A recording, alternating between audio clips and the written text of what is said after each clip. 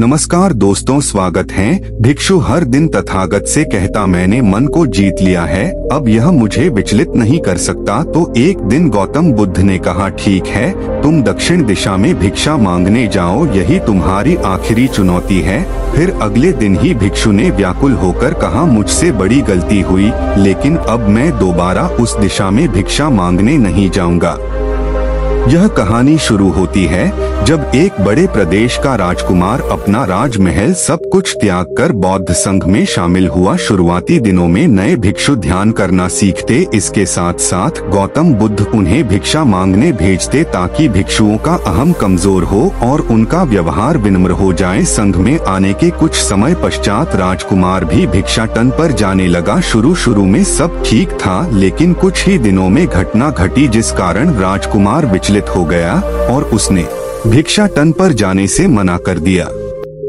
भिक्षाटन का नियम था कि भिक्षु केवल 2 घरों में भिक्षा मांगते और नहीं मिलती तो आश्रम वापस आकर जल ग्रहण करते। एक बार राजकुमार भिक्षु नगर में भिक्षा मांगने निकला और दुस्सहयोग से भिक्षा नहीं मिली। शुरू में राजकुमार भिक्षु को निराशा हुई, लेकिन कुछ ही पलों में उसका मन शांत हो गया, जैसे कुछ हुआ ही ना हो। बिना प्रयास के आज भिक्षु बड़ा प्रसन्न था। उसने लौटकर गौतम बुद्ध से कहा, आज मुझे भिक्षा प्राप्त नहीं हुई, लेकिन मेरा मन शांत है। ना किसी विचार ने मुझे परेशान किया। गौतम बुद्ध भिक्षु की सारी भावनाएं समझ रहे थे। तथागत ने कहा, अच्छी बात है, अब तुम कल महल की तरफ भिक्षा मांगने जाना। भिक्षु ने आज्ञा का पालन किया और अगले दिन भिक्षा मांगने निकल गया। कुछ देर बाद जब भिक्षु महल के आगे से गुजरा तो उसे अपना महल याद आ गया कि कैसे वह ऐशो आराम का जीवन जीता था।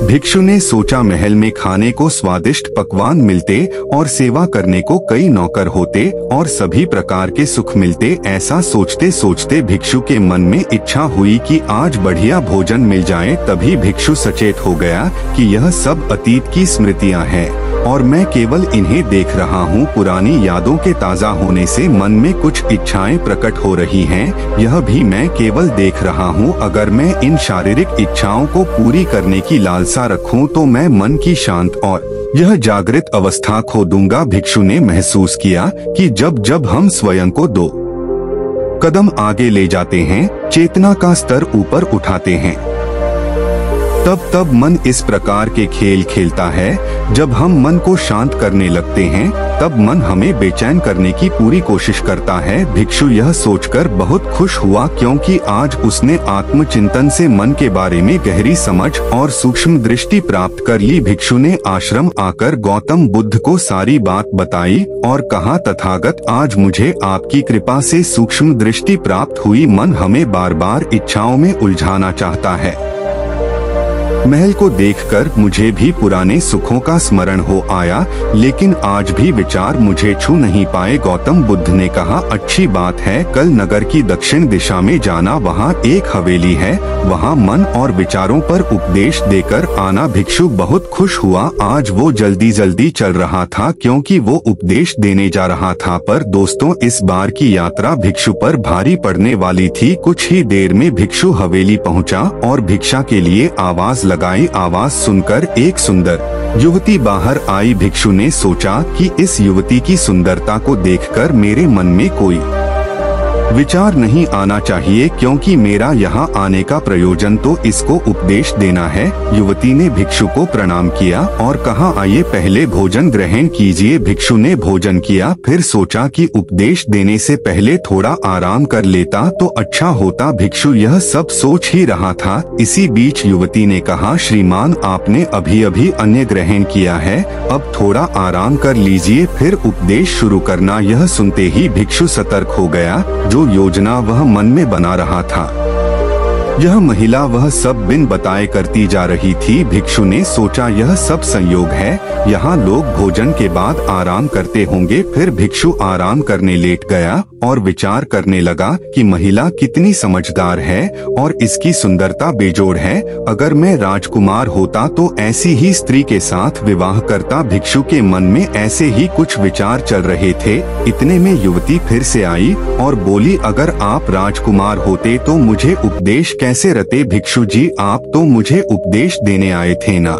युवती का इतना कहते ही भिक्षु को स्पष्ट हो गया कि युवती तो मन पढ़ सकती है। भिक्षु घबरा गया और हाथ जोड़कर पूछा, क्या आप मेरा मन पढ़ सकती हैं? युवती ने कहा, क्षमा कीजिए, ध्यान करते करते मेरा मन शांत हो गया है, इसलिए बड़ी आसानी से मुझे दूसरों के विचार अपने आप महसूस हो जाते हैं, उनकी भावनाएं समझ आ जाती हैं। जब भिक्षु ने सुना तो उसके पैरों तले जमीन सरक गई। फिर बिना कुछ बोले भिक्षु तत्काल आश्रम की ओर चल पड़ा। रास्ते में चलते हुए भिक्षु का दिमाग फटा जा रहा था, उसकी बेचैनी बढ़ गई थी। भिक्षु खुद को कोसने लगा कि मेरे मन में युवती के लिए ऐसे विचार क्यों आ रहे थे, उसने मेरे बारे में क्या सोचा होगा। अगर यह बात लोगों को पता चलेगी तो लोग भिक्षुओं और संघ के बारे में क्या सोचेंगे। आज भिक्षु बहुत लज्जत महसूस कर रहा था और वह थोड़ी ही देर में आश्रम पहुंच गया।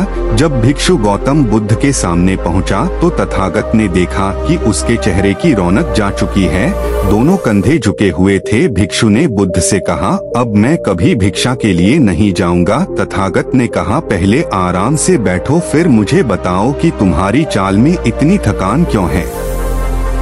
आज तुम्हारे चेहरे पर तेज की जगह गलानी की भावना क्यों है। भिक्षु ने सारी बात बताई और कहा, मैं सब कुछ जानते हुए भी महिला की सुंदरता के बारे में और अन्य चीजों के बारे में सोच रहा था। मैं मन से पूरी तरह हार गया, अब मैं कभी उस दिशा में नहीं जा पाऊंगा। मैंने बौद्ध संघ का भारी अपमान किया है।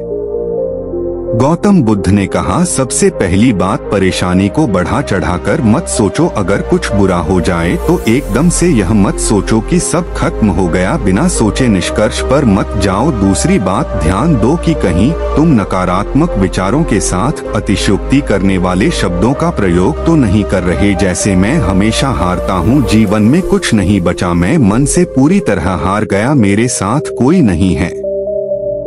क्योंकि ऐसा करने से मन अति भावुक और विचलित हो जाता है और नकारात्मक विचारों के चक्र में फंसा रहता है। तथागत के शब्दों से राजकुमार भिक्षु के मन को सांत्वना मिली। भिक्षु ने पूछा, अगर मैंने अपने मन को जीत लिया था तो फिर मन ने मुझे परेशान क्यों किया। गौतम बुद्ध ने कहा, सबसे पहले यह समझो कि विचार पैदा कैसे होते हैं। पहले बाहर कुछ हुआ, फिर उस घटना के प्रति अंतर्मन ने प्रतिक्रिया की, इस कारण शरीर में भावना या सनसनी पैदा हुई। फिर इस सेंसेशन या फीलिंग के प्रति तुम्हारे सचेत मन ने यानी कॉन्शियस माइंड ने प्रतिक्रिया की। इस आखिरी स्टेप को हम विचार कहते हैं। भिक्षु ने पूछा, हमको परेशान करने की विचारों में इतनी शक्ति आती कहाँ से है। गौतम बुद्ध कहते हैं कि हम खुद विचारों को यह शक्ति प्रदान करते हैं। जब आप जजमेंट और सही गलत के टैग लगाकर विचारों को देखते हो तो उनके प्रति रिएक्ट करने लगते हो। एक विचार के साथ अन्य विचार भी सोचने लगते हो। जब तक आप खुद को जज करोगे तब तक मन आपको नीचा दिखाकर हावी होता रहेगा। भिक्षु ने पूछा, फिर मन शांत कैसे होगा। गौतम बुद्ध ने कहा, अगर विचार है तो शरीर में भावना भी महसूस हो रही है, क्योंकि हर विचार भावना के साथ प्रकट होता है। अगर आप अश्लील विचार महसूस कर रहे हो तो इसका मतलब है कि शरीर में एक भावना यानी सेंसेशंस भी महसूस हो रहे हैं और फिर आप उसके बारे में सोच रहे हो या रिएक्ट कर रहे हो। और इसी बात में मन को शांत करने का तरीका छपा है। हर विचार को देखना कठिन है क्योंकि विचारों का वेग तेज है, लेकिन शरीर में महसूस हो रही भावना यानी सेंसेशंस को देखना आसान है।